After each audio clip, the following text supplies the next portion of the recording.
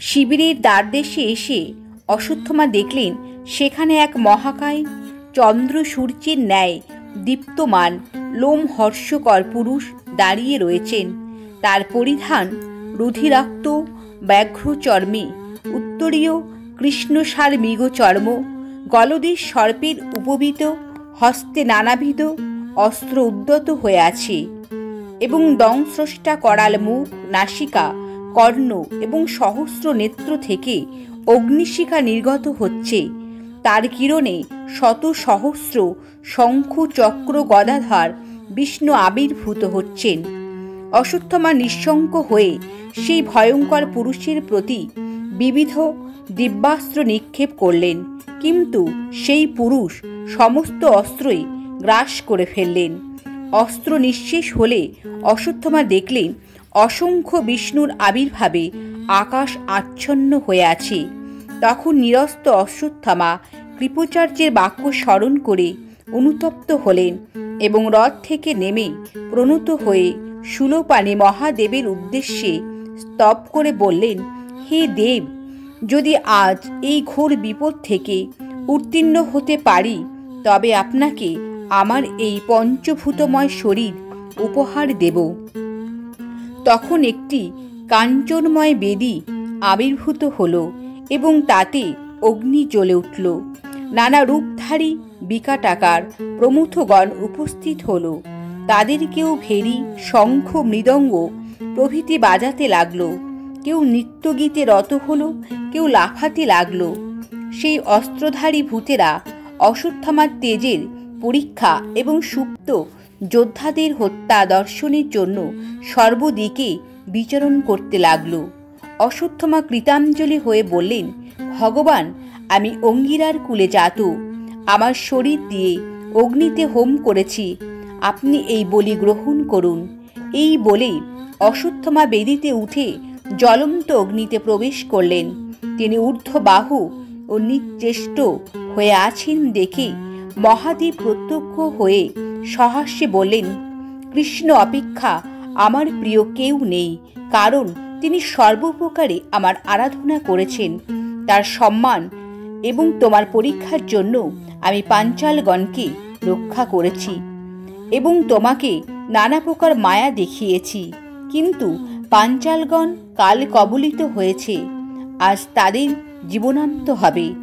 এই বলে মহাদেব অশ্বত্থমার দেহে আবিষ্ট হলেন এবং তাকে একটি নির্মল উত্তম খড়গ দিলেন। অশ্বত্থমার তেজ বর্ধিত হল। তিনি সমধিক বলশালী হয়ে শিবিরের অভিমুখে গেলেন। প্রমথগণ অদৃশ্য হয়ে তার সঙ্গে চলল। কৃপ ও কৃতবর্মাকে শিবিরের দ্বারদেশে দেখে অশ্বত্থমা প্রীত হয়ে মৃদুস্বরে বললেন, আমি শিবিরেই প্রবেশ করে কৃতান্তের ন্যায় বিচরণ করব।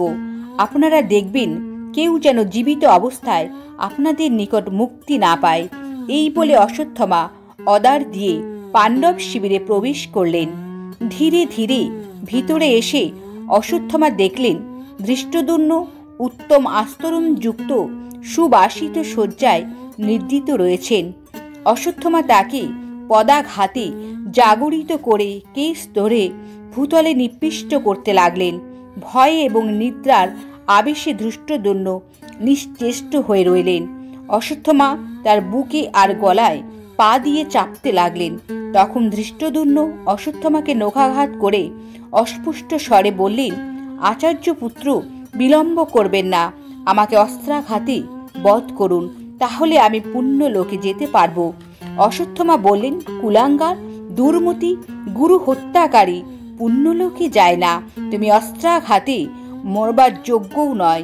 এই বলে অশ্বত্থমা মর্মস্থানে গোড়ালির চাপ দিয়ে ধৃষ্টদ্যুম্নকে হত্যা করলেন।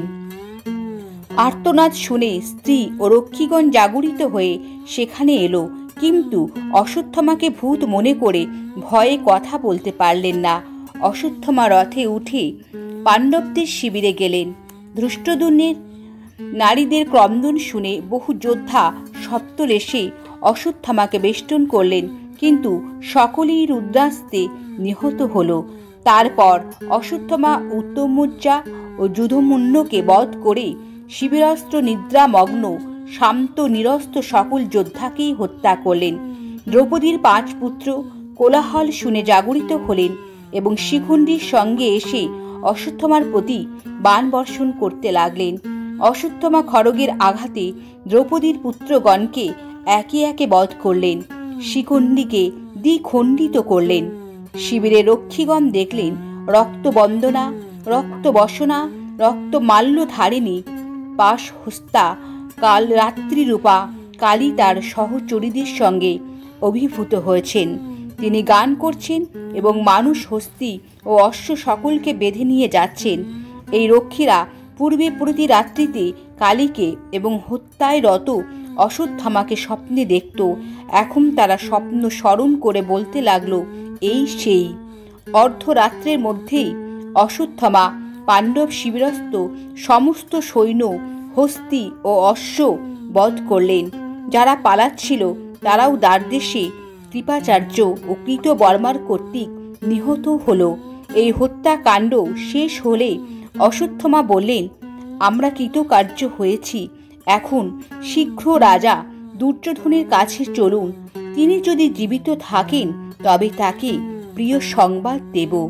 নমস্কার।